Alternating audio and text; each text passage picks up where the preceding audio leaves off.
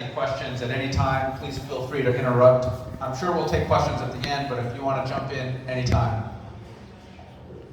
So Peter gave a nice introduction of Adrienne.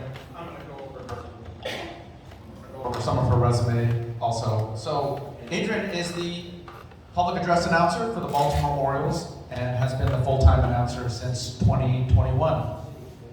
Among other things, she has been a an announcer for the AA Knoxville Smokies and the AA Bowie Bay Sox, and announces for many Georgetown sports.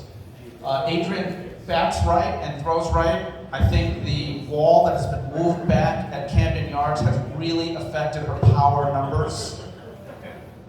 And as was mentioned, Adrienne has 2 grown children, and her day job, she works at a school in Severn. Jason is a Major League Baseball official scorer, 2020 to present, sits right next to me every night, or most nights, has an undergraduate degree in mathematics from Cal Poly San Luis Obispo, PhD in mathematics from UC San Diego. As you can tell, we keep going on and on. Mathematician through and through, very smart. Stat stringer for Stats LLC, formerly Stats Incorporated, in 1992 to present. He was a minor league baseball official scorer from 2015 to 2019. We met at that time at the Bowie Bay Sox. His day job is a mathematics professor at Montgomery College in Rockville, Maryland. Okay. I'd like to talk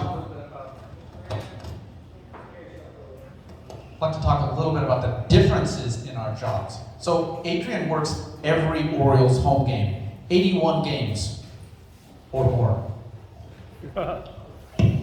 Hopefully this year we're going for more. Jason works both Orioles and Nationals, which I think is an awesome perspective that he gets to work from 2 different fields. He does not cover every game. There are 5 guys involved in the Washington-Baltimore area who split up all the games. So I do sit next to different people throughout the season, but we're a very tight-knit group. So I would say that Adrienne has a somewhat of a public persona. I like to think of her as somewhat less famous than Cedric Mullins, but I think Adrienne is a minor celebrity. Jason likes to stay in the shadows, and there's a good reason for that. Occasionally we have a fan or 2 that'll be sitting right in front of us, and they might not like his call or what just happened, and they're very vocal about it. So Jason does like to stay hidden for good reason, and any particular time fans can notice, they might shout out, "Who is he? Where is he?" We hear comments like that. But again, they do like to, especially with gambling and the way things are happening now, it is a position that you want to kind of dial back and not everybody know who you are. Also, Adrienne works for the Baltimore Orioles. I do not work for the Orioles. I do not work for the Nationals. I'm employed by Major League Baseball. And part of that is that Adrienne can show up to a game and she can wear her Orioles colors. I'm not allowed to. Major League Baseball does not allow me, while I'm working, to wear the colors of any team, any team logo. And it doesn't matter if it is an Orioles-Yankees game. I cannot even wear, say, a Mariners jersey or anything like that. I have to. I'll dress like this. And some similarities in our jobs at Camden Yards. We have the best seat in the house. We sit right next to each other. We sit next to each other for about 6 hours on a nightly basis. Very close proximity, knee to knee. So we definitely have some shenanigans. It is a serious game, and I am not allowed to clap. Nobody in the press box is allowed to make noise. I am a huge Orioles fan, so it's very hard when we get that home run or some amazing play in the outfield. So this is exactly how we sit. Yes, I do tend to punch the official score or hit them on the thigh because I'm just so excited, but nobody can see that enthusiasm, so the bruises are more on the left side of their body. We have to stay focused on the game from the first pitch to the last. We can't leave early. So when we go and working at the game, we're there early and we have to stay to the end of the game. If you buy a ticket and show up to the game, you can decide to leave early if you want, but we're there for the whole game. We also have to stay focused on what's going on in the field. When I buy a ticket and go to a baseball game, I'm having fun talking with my friends, getting a bite to eat, but when I'm working, I have to stay focused on what's going on in the game. We're both in this industry because we love baseball through and through. We watch a zillion games a year. We love what we do. We love being with the fans. Everything about baseball is us, and winters are long, waiting for that spring session to come back. So that's why we do what we do and why we're here. It's Jason right here. This is his view like we've talked about. He is right to the right of me, and we are directly behind home plate and the catcher, and just a great view. And of course, you know, this Camden Yards, one of the best parks in the United States. You probably took this picture, right? Yeah, I would have been a photographer in this.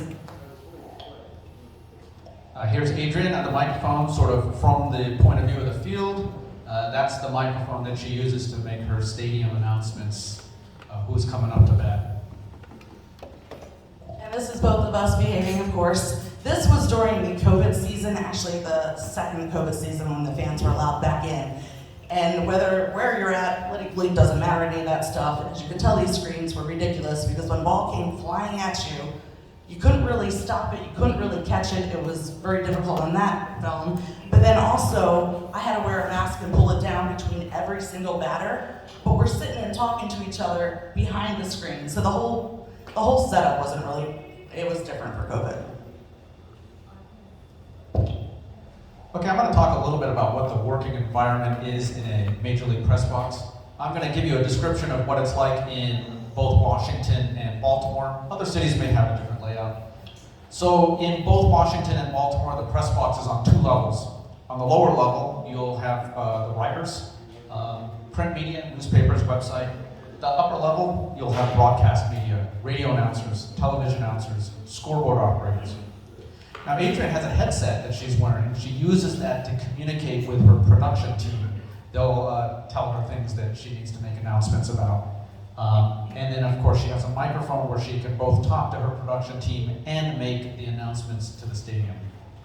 At my workstation, I have a television and a DVR. I use that to watch instant replays that can help me to make official scoring rulings about what happened. I also have a microphone at my workstation. That microphone is only hooked up to the press box. It's an internal public address system. The press box is very large, as I mentioned. It's on two levels. The microphone is the easiest way for me to communicate the rulings that I have to make throughout the game.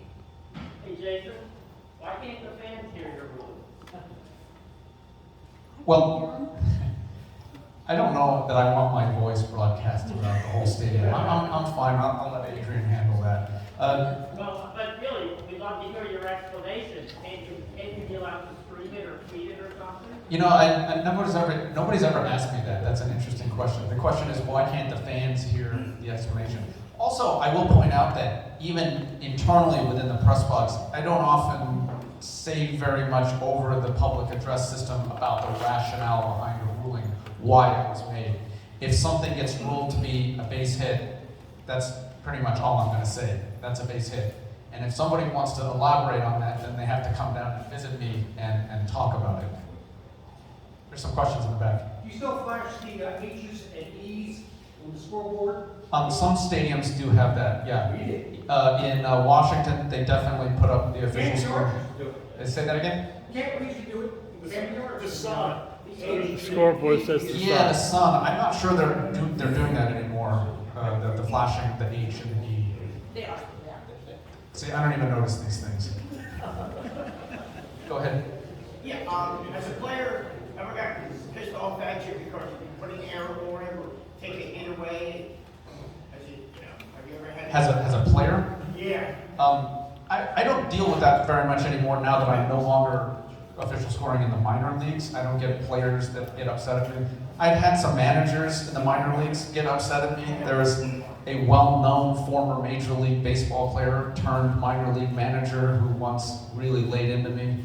I don't want to name names, but if I name the name, you would all recognize the Miss name. Brady Anderson. I'd really rather not say. Whatever is the official. How do you feel about instituting the team error? I think a team error is a reasonable idea, but I don't think it's ever going to happen. I'm getting more questions than I anticipated. Is it really that interesting? Go ahead. Have you ever had a situation where it was late in the game and it was a no-hitter? It could go either way here. No, I have not had a near no-hitter scare for myself, but I've also only been in a Major League official score for 3 seasons, so this is inevitable that it will happen. What will you do? Listen, it's not beneath me to cry a little bit. It's fine. You know, they say there's no crying in baseball, but I don't believe that. I'm prepared to cry if necessary. You need to look at replays several times before you make a judgment. So the question is, do I need to look at replays several times? Sometimes, yes. And I have some more information that I'll show on a future slide about other information that I use. Things that I do to keep his voice clear for all different games. I use a humidifier every night, and every one of us in this room can do that. It's actually good for you. We have muscles inside that we use every day, and just like your biceps, your legs, you go outside and you're walking, we have muscles that you need to take care of inside your body. So that humidifier, it's preferably better for a warm mist, but any mist is good, because that again helps prevent snoring, helps prevent anything from settling, bacteria, those kind of things. Drinking water at a neutral temperature. This is if you're speaking at any engagement. This is actually very important, because you could drink an ice cold water and have a very deep voice, and then you grab another glass of water and it's warm, you will actually change your style and your tone. So that would be really weird if you're doing a game and start off with one voice and end up with a whole different one. So that's very important. Lemons are good. I do have a honey stick a day, and I actually brought them. Everybody knows what they look like. These are actually very good. If you get them in your area, it helps for allergies, and it also, again, helps to coat the throat.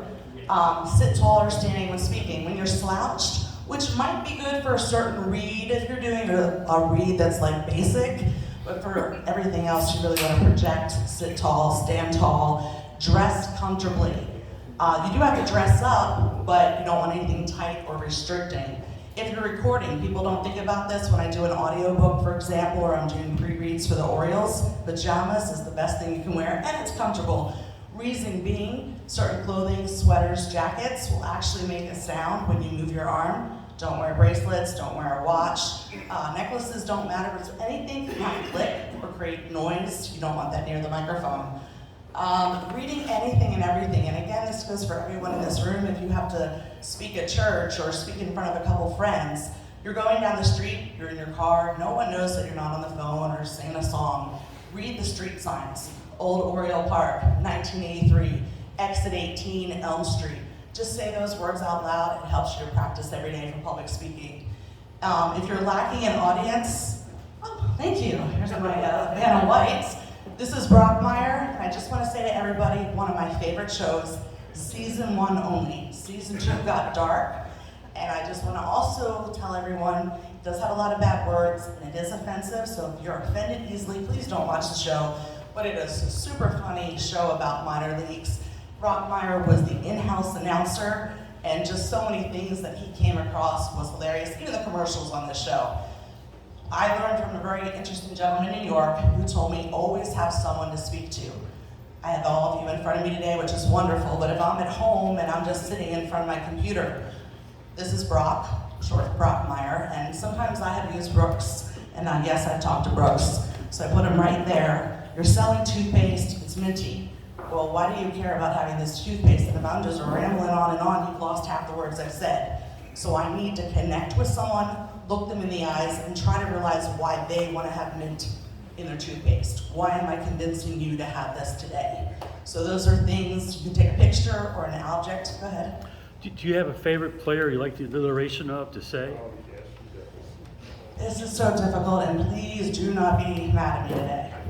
Manny Machado was my favorite, and not because he was a good-looking gentleman, though he is. The O, any name that ends in O, I love when you can drag that vowel out. So those kind of names, like Mateo, who's going to be, with the rule changes coming up, he's our fasty, speedy guy. I think he's going to clear a lot of bases this year. It's going to be a whole new interesting game with the runners taking forefront. So again, I would definitely say that name. Could you give us a Manny Machado or maybe a couple other current Orioles? No, I'm going to go with an Adley for this room just to be safe, but We love Manny. Adley Rutschman.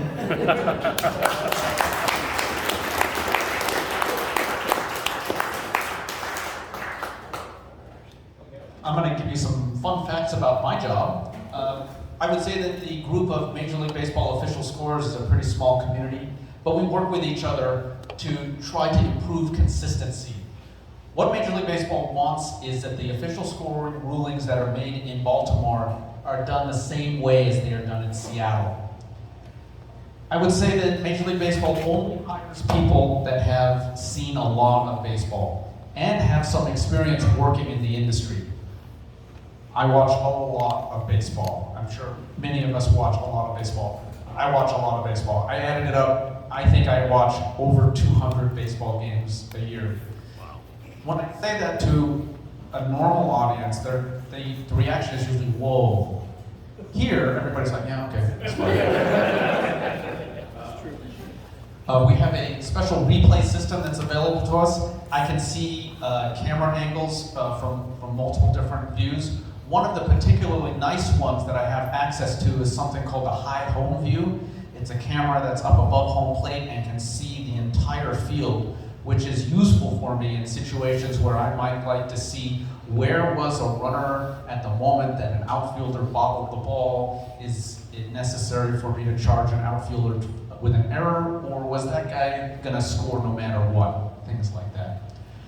The other thing that I have access to, and this is a fairly new thing, is that for every game, there is another official scorer in another city at home, keeping an eye on my game, and if I need to talk with them, I can send them a message over Slack, and they will take a look at whatever play I want to have another opinion on, and they will get back to me pretty soon.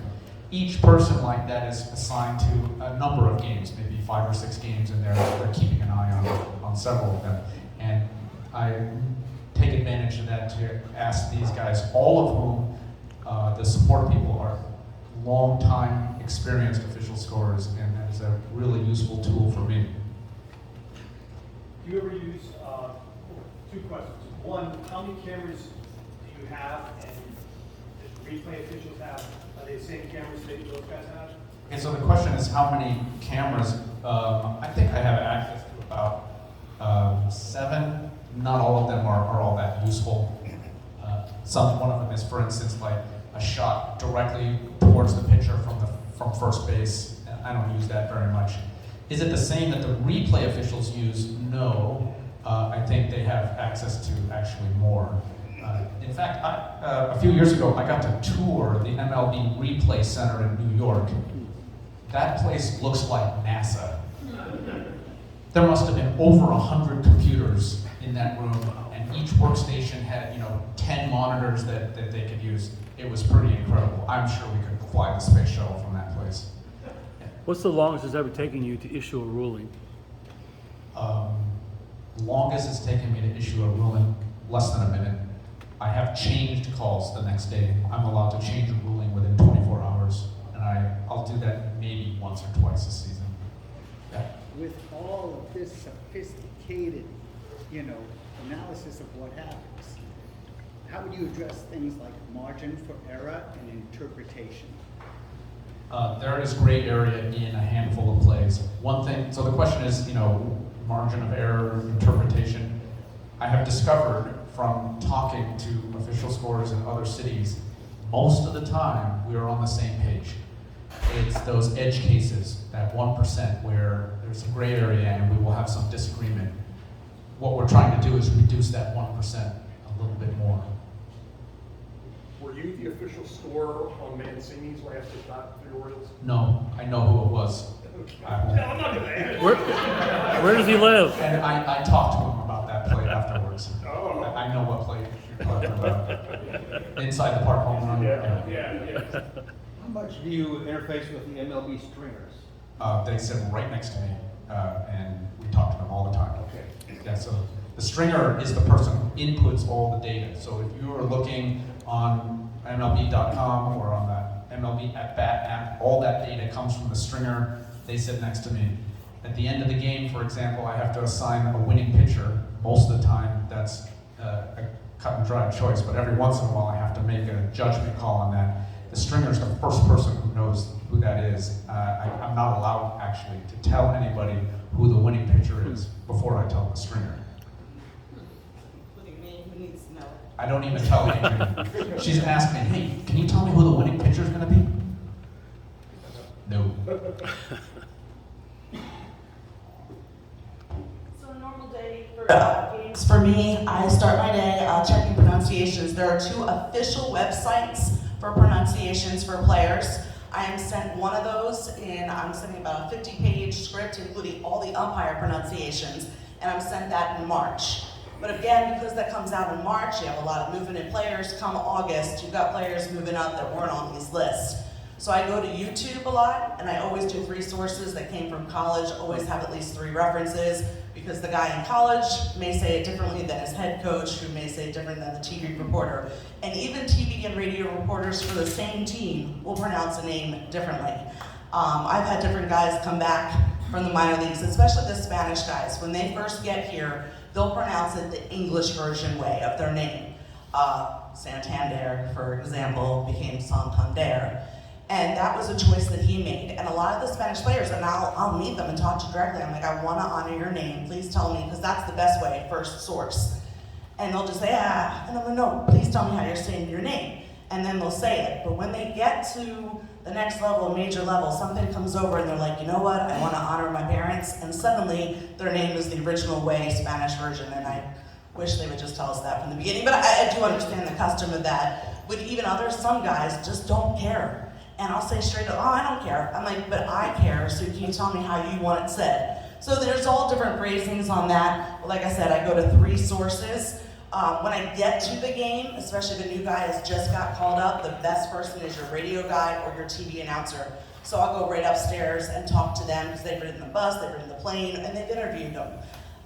If I can't get that, I will go to the PR guy who also travels on the plane and get with him and just go over some pronunciations. We do have a Spanish translator and a Japanese translator on site at the Orioles. The Spanish translator is a great guy because especially before the game sometimes, Spanish is one of my favorite languages, but that is his language.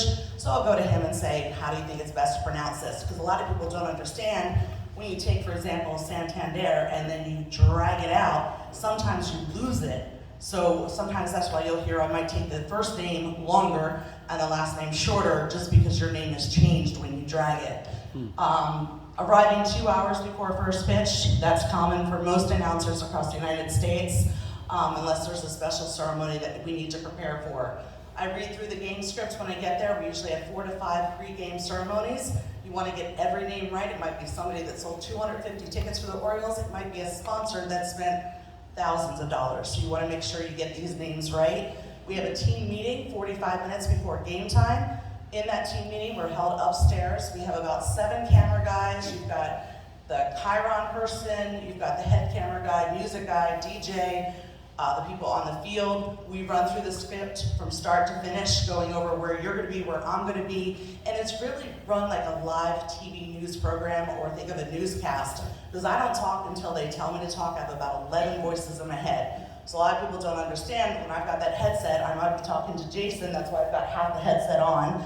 Might be talking to PR because we might have a rain delay. Whenever we have rain delays and you see that go out on the Chiron on the board, we time it exactly the same time as it goes out on Twitter. Because if a fan finds out at home while you're sitting at the stadium, you're gonna be pretty mad. So everything is timed to an isolated moment.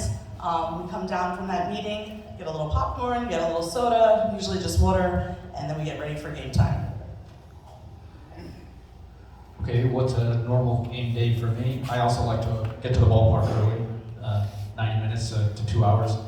I'll check in with my support person on Slack. I like to fill out my lineup card. And once the game starts, then I'm focused on every pitch. So that's pretty cool. So for getting the job, I think that experience, having a good voice, a bit of Irish luck, and being at the right place and right time, and so much more. When I first got into baseball, I was a beer hostess. I literally sat down in a minor league for Toronto Blue Jays. I carried around the beer in an old-fashioned milk crate, and we served the season ticket holders. And one day from, I want to say which station it was, in Channel 6 in Knoxville, Tennessee, we had a big football story, and our announcer had to go and cover that. So I literally put down the beer on the ground, climbed a rickety, the press box was on top of the roof. And it was a fire escape that was about 5 stories high on the outside of the building, where your heel would actually get stuck climbing up and the whole thing shook against the wall. But anyway, I got to the top of that, and that's where I first began my announcing career. When I moved to Bowie, Maryland, I was driving past with my family, and I saw the signs, and I said, I want to work there. So in 2004, I applied, and I started out as a photographer, and I followed the line of sight of the ball, or I followed the line of the play where I was working in the first base dugout. And that really got you that other perspective, understanding the game more, working directly with the players. I got hit probably 2 or 3 times on camera, especially when they throw that ball in right before the inning's over, and they're not paying attention. The player sitting next to me is not paying attention, so I didn't hit hard, but I took a couple of those. So back in December of 2011, the Orioles announced that the announcer was stepping down, so they had an open call audition. We sent in CDs, cassettes, you could send it online. They had a script that you had to follow with exact player names and things that they once said. Over 700 people applied. It went down to 672 immediately, because if you announced a name or tried to be creative or outside the thing, you didn't follow the rules. So they immediately pulled those tapes. From 672, went down to 25, so February of 2012, which was incredible. It was snowing outside. I got to go to the stadium that I grew up loving the stadium, and I knew I was going to get to have an opportunity to be on the microphone. We got into this room, there's 25 of us, a little bit of talking. One guy from California, one guy from Chicago, one other female who was a writer. The rest of the room was like your weather guy and other people in the sports industry. They took us into a room. You had 30 minutes to memorize the script, work with it as much as you can. The moment you sat down in that room, got the microphone, somebody came in and stole the script from you. Because the whole point was, right before the game, they have a call-up or a change. Can you do the game without a lineup in front of you? Can you understand that they're going to say to you, batting second is so-and-so, so you've got to be ready for anything to happen at any time. And so I felt that the audition process was pretty cool. From that, they went down to a final 5, and we had in-person interviews. I got a whole tour of the background of the Orioles. I got to see a Lego setup, how they make some of the video productions for the big board. It was very, very exciting. They said they'd let us know by Monday. I found out that I was number 2, and I was the backup. And so that year I did Mother's Day and the minor league appreciation game. And very thankfully, since probably 2013 and on, I did about 15 games a year as the backup, and then the magic happened in 2021, and I had one of the best jobs, and I'm very, very happy to work for the Orioles.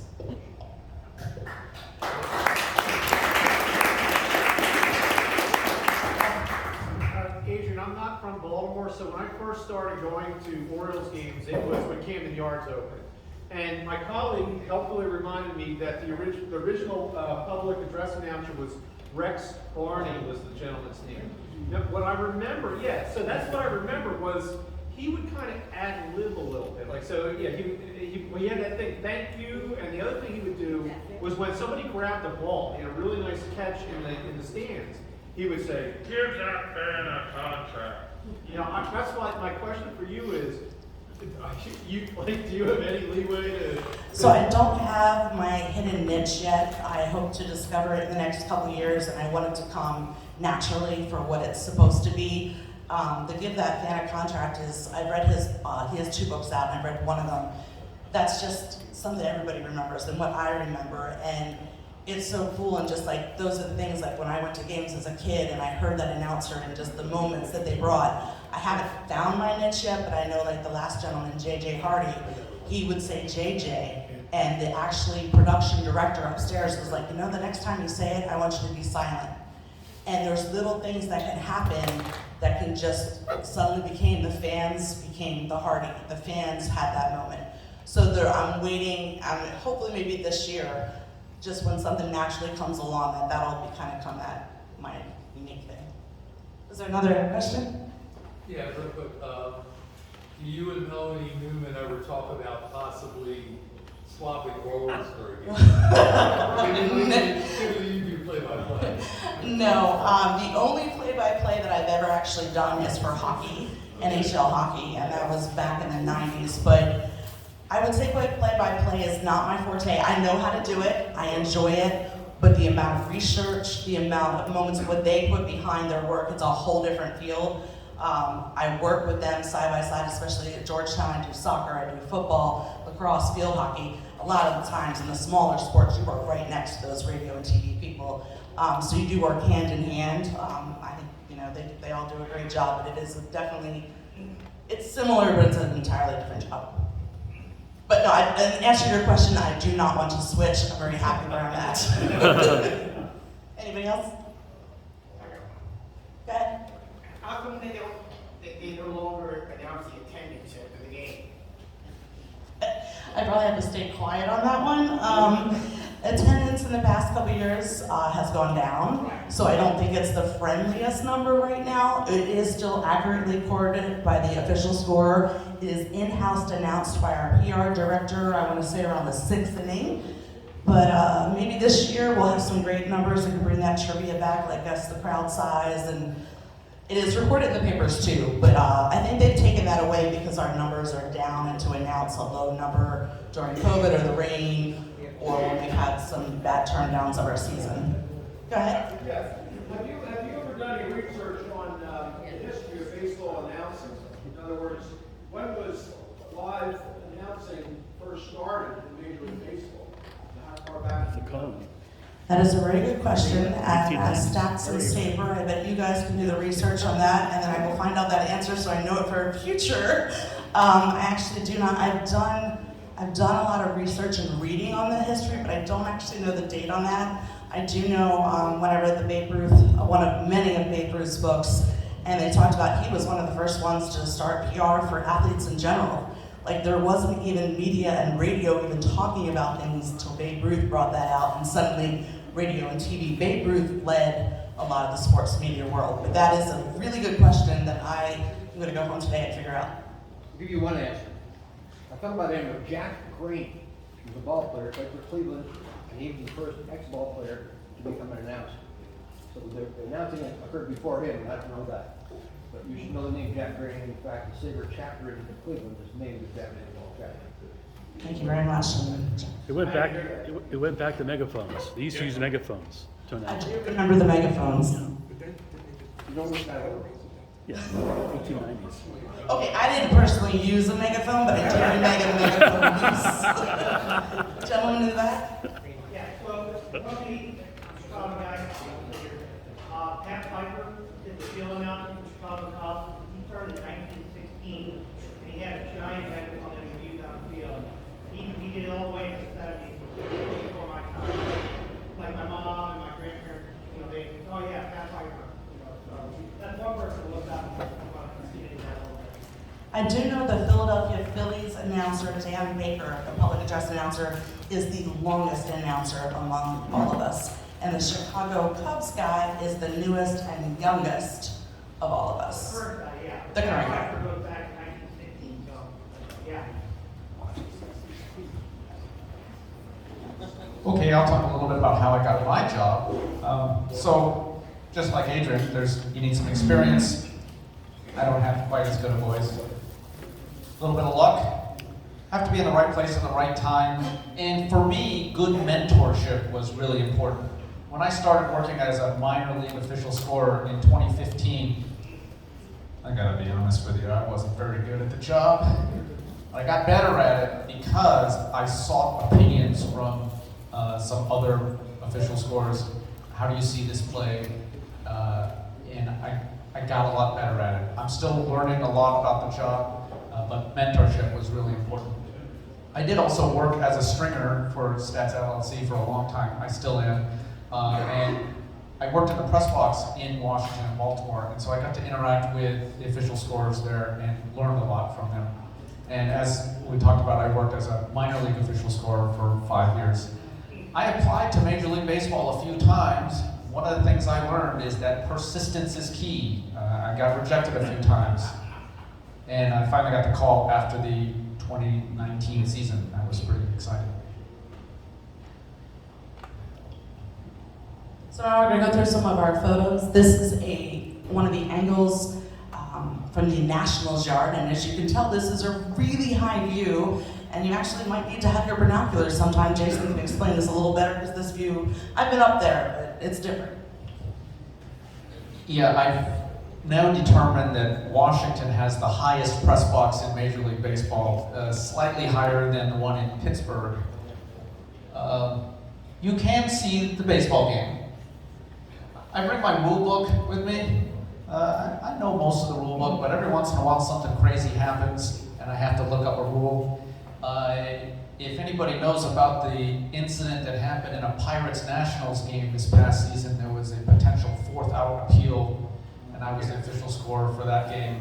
Luckily, I knew the rule, I just didn't know where it was in the rule book, so I spent several frantic minutes looking through the rule book to find out where it was. This is my computer where I have access to the Major League Baseball system where I can see different replays. I can also look up immediately all sorts of things like exit velocity and launch angle and all that kind of fun stuff. This is another lovely photo taken from a special photographer. And just another angle of Jason in action. And you can tell his mic's a little bit smaller, kind of like a Shark RV radio. And that's where he makes the internal announcement, pitching changes, any big moments. Yeah, so I may be announcing a ruling, or we still announce pitching lines during the game too. There's another angle. So Adrienne sits just to the left of me.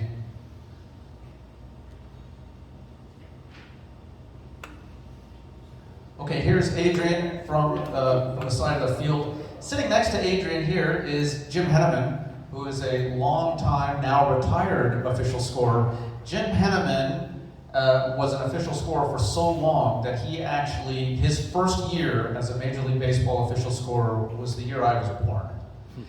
Jim still shows up every once in a while to games and sits in the press box. He still does some writing. And it's nice when Jim shows up, because if something happens and I'm not real sure, I'll go ask Jim, and if he says, oh yeah, that's a base hit, in my mind, that's the end of the story. And this is Jim again with myself and Jason.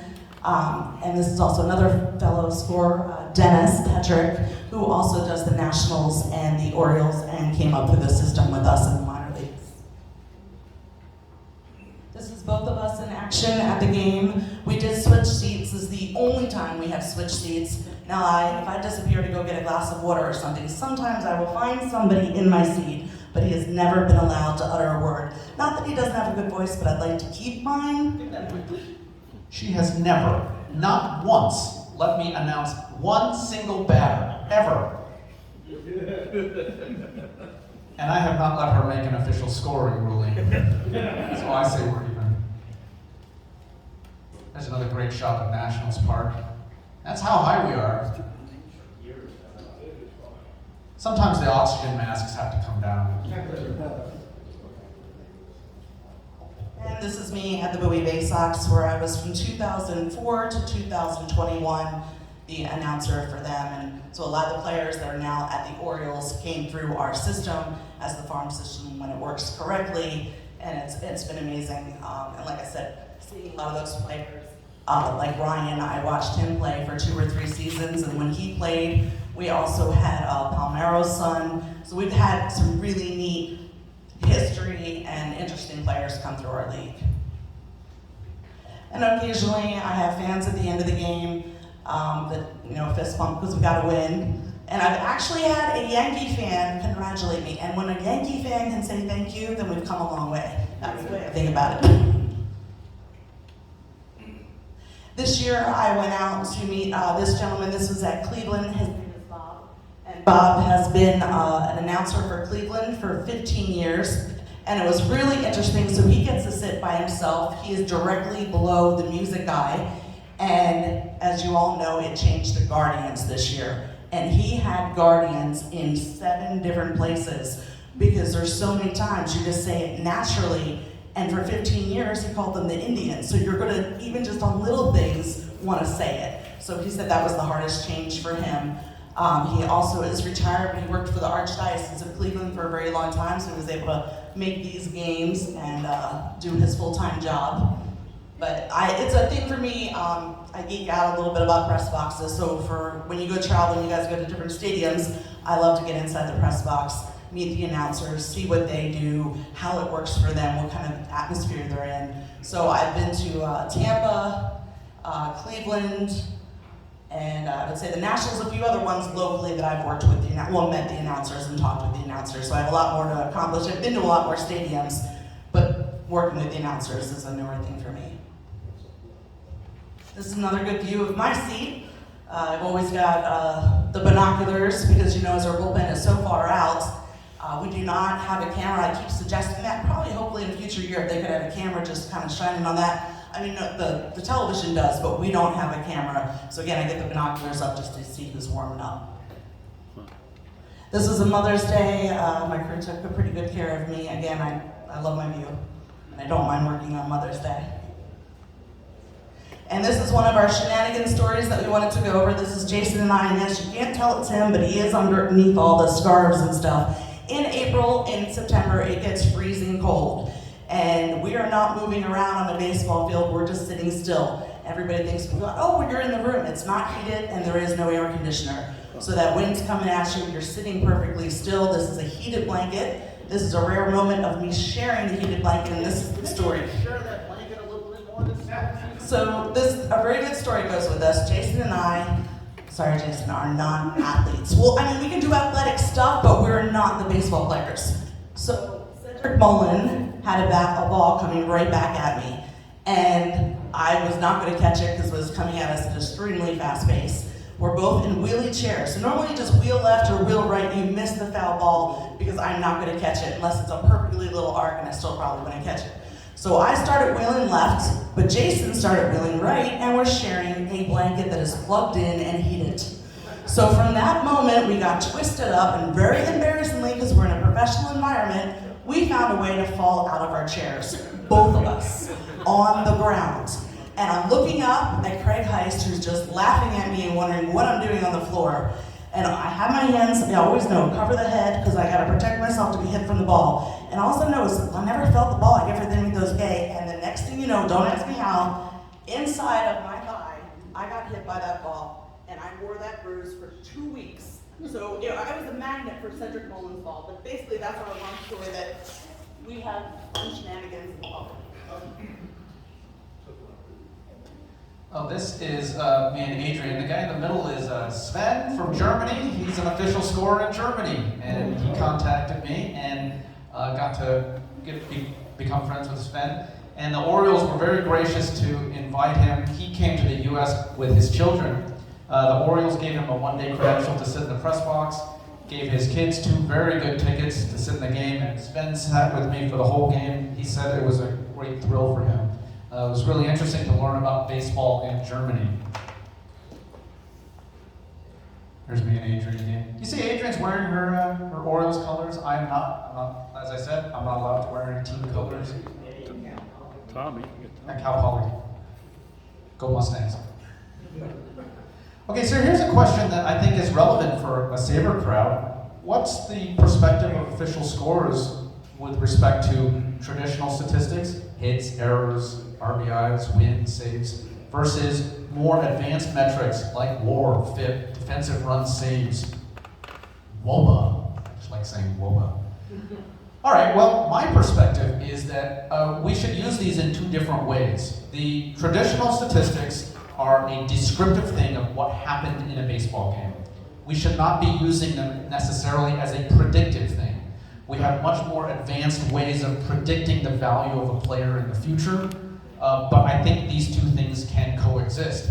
I think I can say this from a point of view of both a baseball fan and as a mathematician, that we can separate these things, but be able to use them both.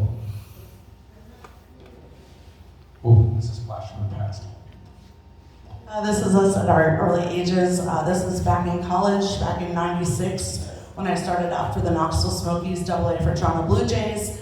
Again, that was the roof on top of a press box. That's me at Petco Park in San Diego in 2004, just after they opened that stadium. That's when I was working for Stats as a stringer. And that's it. Thank you very much.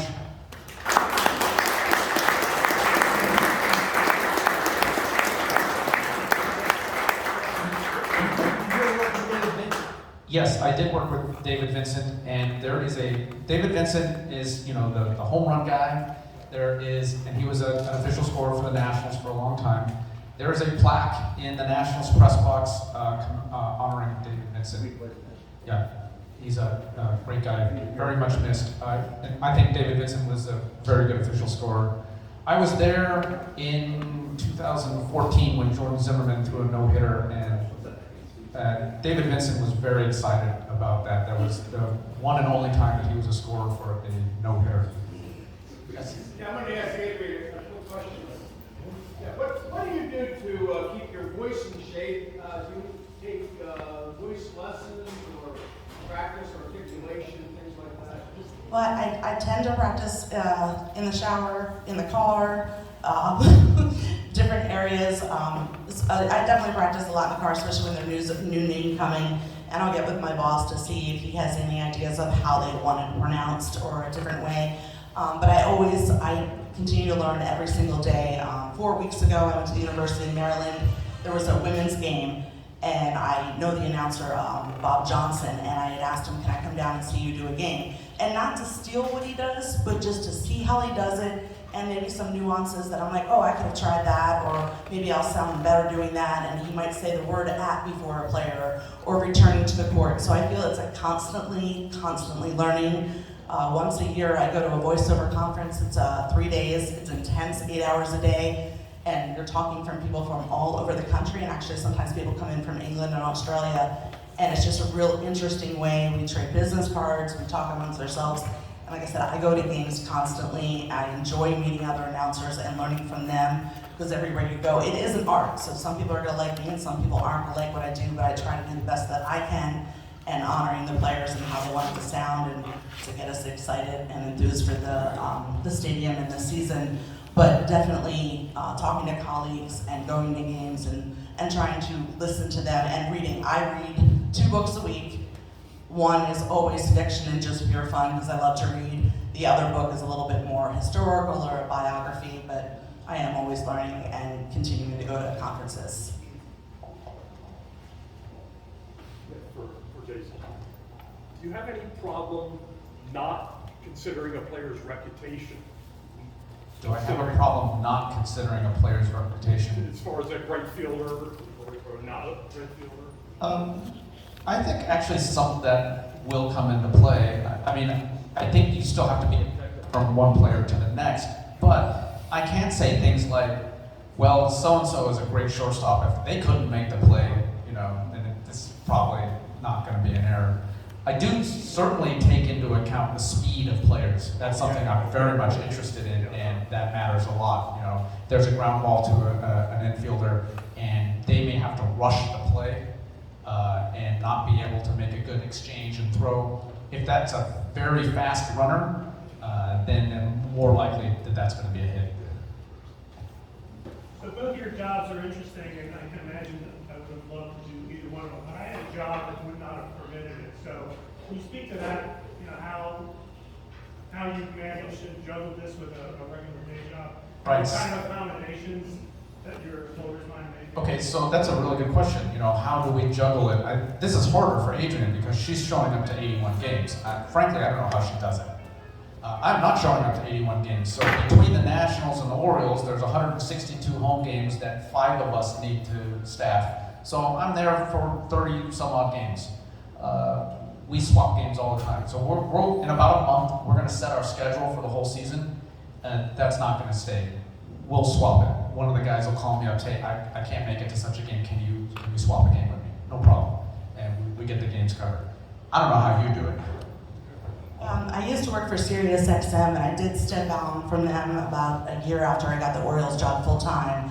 I still work at a private school full time during the day, and they have been incredible. They also knew that I worked for the Peabody Heights long before it came with the Orioles. So due to that, they respected if I had a day game, or if I had an event to be at, or we're doing something with the players. My schools have always been very incredible that know that baseball is my passion. Baseball comes first. That yes, you're my main job, but baseball will always come first. So because of that, they've respected when we have games at 4 o'clock, games at 1 o'clock, that they let me work a half day. I do have 2 children that are now thankfully in college, but when I was, being a limousine driver to 5,000 places and working 8 jobs, that was very hard, but it all paid off in the the long run because I got the job that I worked very hard to get to. There's no good answer for juggling, you just keep going. Things I always have a problem sometimes with an official scorer is when a fielder really has to run after the ball and it rains and then bobbles it. I think, my God, he just did a great job to get to the ball and they call him an error. And so rather than just a player has to stand still and get bobbled the ball, of course that's an error. So the question is about, fielders who have to go a long way to get to a ball. Yeah. And I can tell you that this has been a topic of more conversation within Major League Baseball in recent years to think about how far a fielder has to go, and does that take it outside of the range of ordinary effort. And when we're looking at these plays and we're looking very carefully about it, we'll actually count steps. How many steps did this guy have to take to get to the ball? What sort of position is he in to try to field the ball and get up and make a throw? I do think these things are very much taken into consideration, and I know I'm looking at those things. Probably the one thing I always kind of have a little bit of a problem with. Yeah, I'm a fan too, right? And one of the things we like to do is criticize players, criticize announcers, criticize official scorers. I do it too. So this is our right as a fan to do these sorts of things. So it's okay. I can take it. As long as it's hiding. I am gonna hide. You go down to spring training? I have not this year, but I've always told them every year I am willing to go and take time off from school and happily get on the plane. They have a very good gentleman that's done the announcing, I believe, down there for 30 years, and he just retired, I believe, from television reporting. He does a great job, so I'm not looking to take that, but if they asked me to go down for just a day so I can practice names, I would. This year I'm very excited. Next weekend, not this coming weekend, I'm going up to Mohegan Casino in Connecticut. And while it won't be warm, I will be doing the Women's Big East Championship. So it's 10 games in a row. It'll be a lot of exciting fun. Villanova, UConn, Georgetown that I do most of my work for. So I'm excited to be going on that trip. While it's not baseball and not warm, I do travel sometimes for my games. Bring that blanket. Bringing that blanket. Well, I'll be inside of basketball. I am. And I'm bringing Peter's wife is coming up to hang out with me, so that'll be even more enjoyable. I got sort of a follow-up, okay? It's sort of like, it's still rain out and everything. And you got an off day the next day. You got it, and then you decide to play the next day. Your off day is out, right? Yeah, the word off and me doesn't really go together. Between baseball and all my other sports, I really don't have many off days, so that is correct, and especially with school, because most games are at 7 or 6:30 for some of the games this year, and if we have a doubleheader and the second game doesn't finish, now instead of being there at 7, we've got to be there at 3, so I've got to leave school at 12. So there is, a lot of those things. I lose the off days, but when you love baseball as much as like we do, it's not work. Though when you have a 3-4 hour rain delay and you got to be up at 5, that is a tough day. Yeah, this happened to me last year. There was a rain out of a Nationals game, and they decided to play a day-night doubleheader the next day. And I called up all the other guys, and they said, "Yeah, I'm not available." So I was it. I had to go down there and cover a day-night doubleheader. So this is the love of the game. You have to, you want this job. Sometimes you're going to have to do things that are a little bit inconvenient to your life. But I'm happy with that sort of thing. I don't have any complaints like that. I always say to bring a book. Like I said, you all guys know that I love to read. So having a book with you, whether it's on your phone app, on a Kindle, or a physical book, you have to 2 hours of downtime. I can't leave my seat. I can run to the bathroom if I tell them and run really fast, but there might be an emergency, there might be lightning in the area. I'm not allowed to leave my seat during rain time. So all of my crew is upstairs getting soda, popcorn, hanging out, telling stories, and occasionally Jason or somebody might still be sitting by me, but they can go walk away too. So again, that's always being prepared, but I also like to think when you're prepared is when it doesn't rain. So if I have a book, we're not gonna have a rain delay. So I like to look at it that way too, and I'm just as many, time writing at the bottom of the shoes or hoping we're gonna win. We have our little nuances too. Two questions. One for Jason. I remember growing up that the official scorer was always a local team sports player. And the criticism was, you got a lot of homer calls in favor of play. So I assume what Major League Baseball did was to try to get away from that by creating a Major League Baseball station. Do you get evaluated at the end of the year on whether you're a homer call, and you go, is that anything? So the first part of the question was about how some years ago, I think as recently as 30 years ago, a lot of the official scorers were local baseball writers. And you're exactly right. Major League Baseball wanted to get away from that. So now they hire people like me, considered an independent contractor in a way. I'm not a writer, never have been, and I'm sort of removed from the team in a way. To be honest, I'd like to see the Orioles and the Nationals do well. If nothing else, it's fun to go to a playoff game, right? But I'm not really an Orioles fan per se. And actually, I grew up on the West Coast. I'm a Giants fan, and the other guys, they don't let me do the Giants games. What can I do?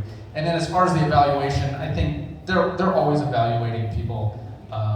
One thing I didn't talk about today is how in recent years, Major League Baseball has instituted an appeal system where the players can submit appeals of official scoring decisions, which is by and large a good thing.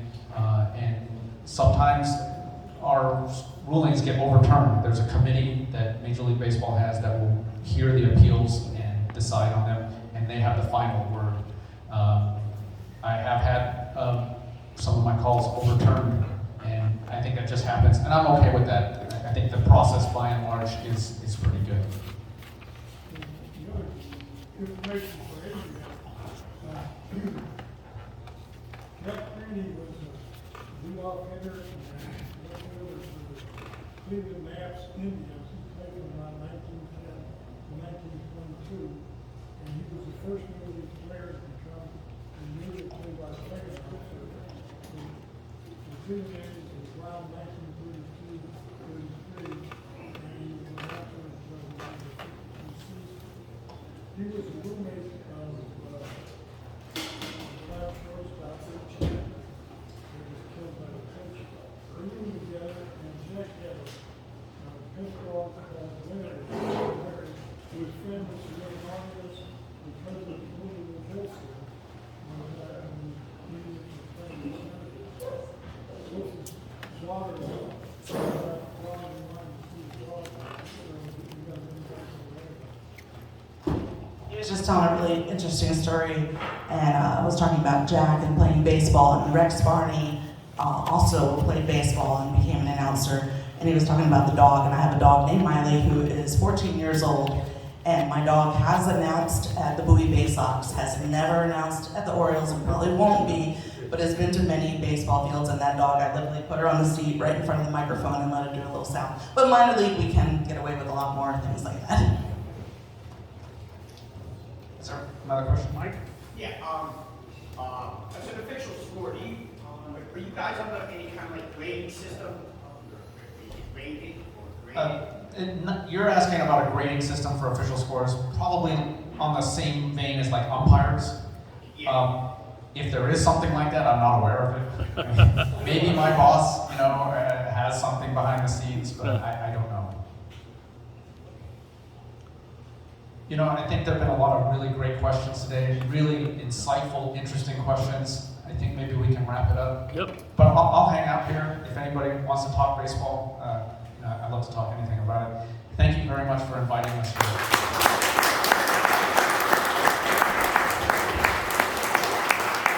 You guys had a good time today?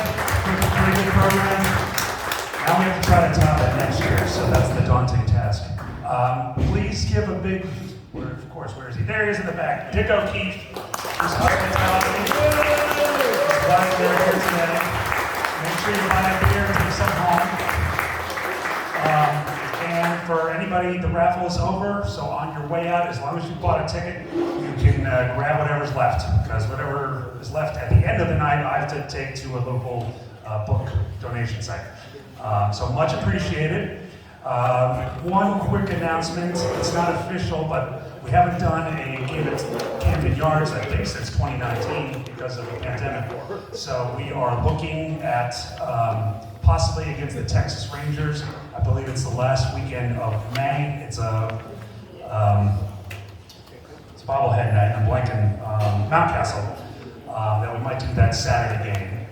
And Dave Stinson's going to do one more plug for his Union Park sign. You can do one more plug for the tickets. Oh, we're going to do one more plug for tickets?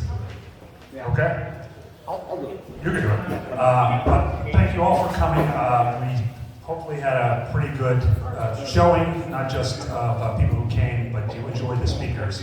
And Janet Marie Smith was primarily responsible for getting Ryan Ripken. Hopefully everybody at least takes something home. We're baseball guys, we'll go home with a little more knowledge than we came with, right? We drew 110 tickets today. I hope one of them was yours. Anybody can have several tickets. And several tickets we drew were close together numerically, so you might be the one person who gets many of them. You can have the next 5 minutes after we quit to go match your tickets.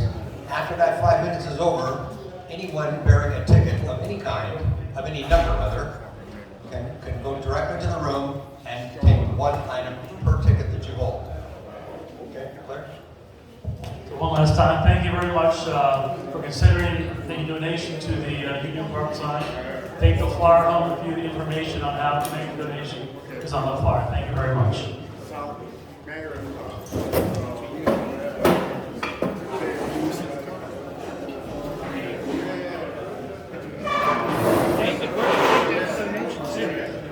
Right here, it's give it to it's a check to Ruth or Venmo to Peter Coolball. Or can I just give it to him here? You give, yeah. Give it to you? Yeah. Then what's Give it to me and I'll give it to him. And then I'll text you or email you later just in a week or two to find out how we're doing on how you did on the donations today. I can't find my right size bills here. I can't give you these small ones. So if everybody gives that would be good. Yeah, that's exactly right. But I'll call you because if it gets close enough, I'll just pay it all off. Thank you very much. It's doing really good. I can be, I'm going to be able to call you for 5 minutes. I've never got a chance to ever tell you specifics about why you're looking so good. I'd love to be able to play that. But I'll be around here for buy some beer. Good. Let's hang out. So, yeah. I love to be right. I just want to give this.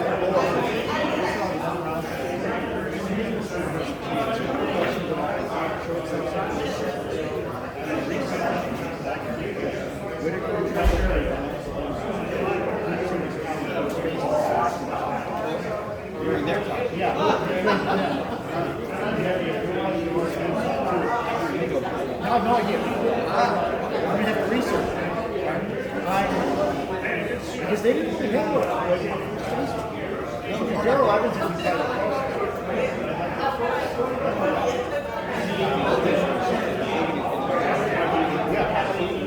Oh yeah.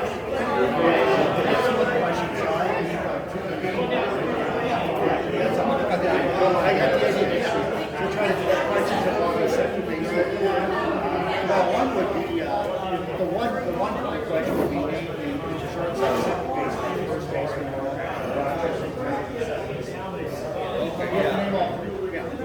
That's about yeah, I'm gonna go.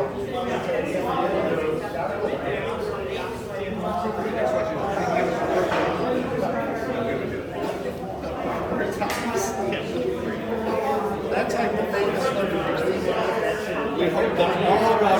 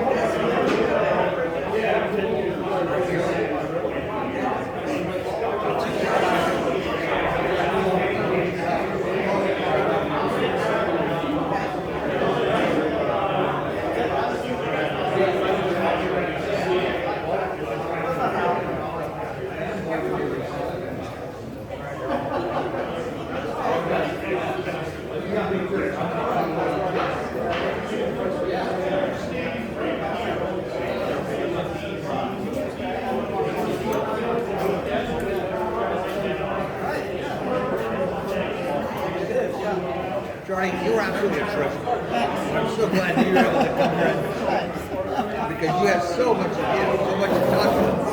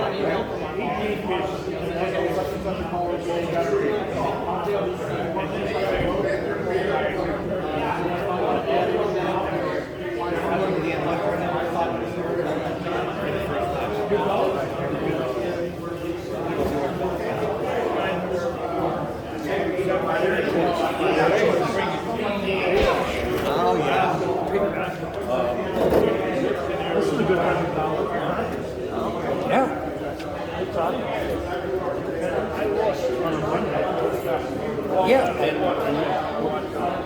you know, it kind of feels like it felt stuck between the Super Bowl and Good question. So I've been a lot of SABR conferences, talked to other official scores. And one thing I've heard, and you said, you had a question about this, you indicated you don't think this much, but from past scores talks, we heard say that there was quite a bit of, not so much the players coming together and agitating for it, but the agents. And after the fact.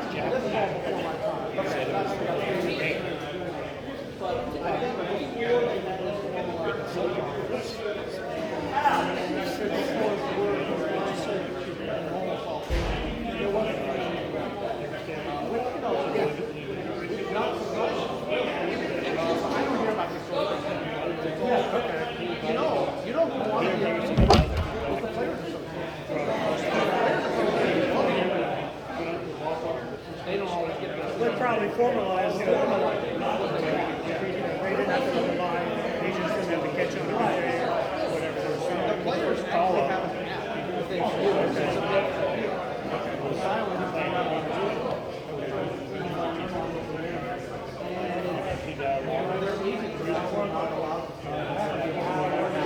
So that's definitely changed. The agents are the player themselves have the player. So you know Stu okay, so he's a long time player member. I used to talk to his score guy and okay. So he's all John, no, I guess he worked for United. He would have to say that I guess you could have a because game was working. He would there's a he carries up the game ball. I was in last one. It's always very entertaining. Yeah. Well, we do this, we have meetings. Exactly. And we do that. And they'll say the very trickiest players those, and it generates interesting discussions. Again, the whole point is to try to get consistency from one side to the other. Makes so much sense. Oh, of course. So there's a guy that's a good friend of mine who's a long-time scorer in Cincinnati, and he tells a story that until about 10 years ago, he had been scoring players for almost 40 years. For about 30 years of that, he had never seen a score. And it was only about 10 years ago that Major League Baseball started to have a meeting to talk about these things. That's really valuable. That's for this community. We can talk. Now that we have our support from Baltimore, that's huge. I like to walk out of the ballpark feeling like I got everything right. Sometimes I'll walk out of the ballpark feeling like, I don't know about that. I really wear it sometimes. Really trying to get the call right. But if I can get on Slack and talk to somebody who's done this for 4 years, and they'll say something like, yeah, you got that right. Then I can walk out and go, I got it. They don't always agree with what, they won't hesitate to say, I'm not so sure I agree with what you said. Most of the time they agree, which I think is a testament to how there is more consistency with business scoring throughout the league than it's the edge cases, these weird plays that happen in between. That's the 1%. And there is, disagreement.